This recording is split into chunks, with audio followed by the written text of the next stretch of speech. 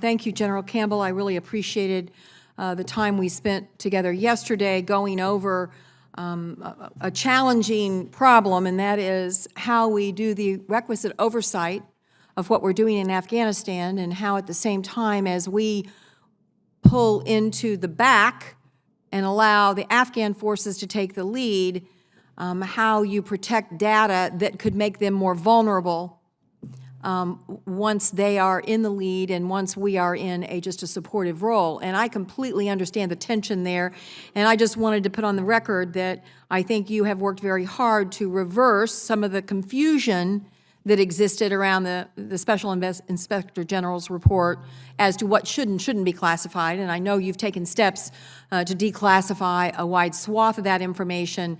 And I think the commitment you made to me that we'll continue to work on what you feel strongly about in terms of unit data and some of the other data that could, in fact, put people at risk if it were continued to be unclassified. And I just want to thank you for your attention to that. I think you understand that the oversight is important, and I think you also are very cognizant of the risks associated with some of that data getting into the wrong hands. So I appreciate your help on that. I want to express my sympathy for the deaths, not just of Kayla Mueller, but of the other contractors that have occurred.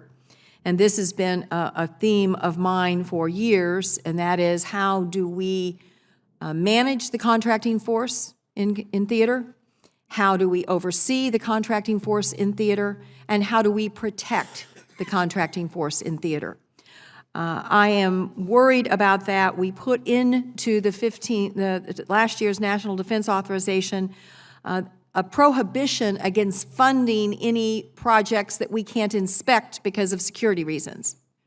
And I want to get your take on where we are in terms of protection of the contracting force. I mean, we got contractors that are going to have to maintain some of these systems because Afghanistan's not ready they don't have the technical capability of maintaining some of what we have equipped them with. Contractors are going to be a reality in that space for a long time, and I think we need to discuss that protection, not just force protection, but obviously contractor protection.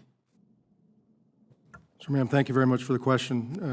Absolutely concur with you that force protection, both for our servicemen and women and our contractors, our other civilians in Afghanistan, is utmost on my mind. We do absolutely everything we can to make sure we give them the right resources. We provide them what we call guardian angels to provide that force protection support. Without going into our TTPs or our techniques of procedures of how we would do that could potentially put them more at risk, I would just tell you that this is utmost on my mind of all the men and women, of all the leadership. We'll continue to watch that very closely. I do agree that as we downsize, we can't just say we're taking a military out. We got to add another contractor in there. We got to take a holistic look at what the requirement actually is. And there's some places we'll say, you know, we're not going to put a military, we're not going to put a contractor there as well. We'll just have to mitigate that a different way. And so we look at that very hard. It was a very unfortunate incident about 2 weeks ago at Kaya, where we did have 3 of our contractors killed by an Afghan soldier. We've learned some lessons from that. The Afghans continue to learn lessons from that as well. Our green on blue incidents have gone way, way down. We want to continue to keep it that way, but a lot of that is because of the procedures we put in place, the procedures that the Afghans have put in place as well to help vet their security forces. But, ma'am, we'll continue to look at that very hard. If you could speak briefly to, you know, President Bush was the first one who spoke out about the propaganda tool that Gitmo represented, the recruiting tool that it represented. It continues to be, we're aware, a recruiting tool. Could you speak to the issue of Gitmo as it relates to what is maybe the biggest threat we face, and that is the recruitment worldwide of terrorists to join the fight, particularly the fight that ISIS is conducting in a barbaric fashion that has nothing to do with conventional warfare? Thank you, ma'am. I think there's a lot of things out there that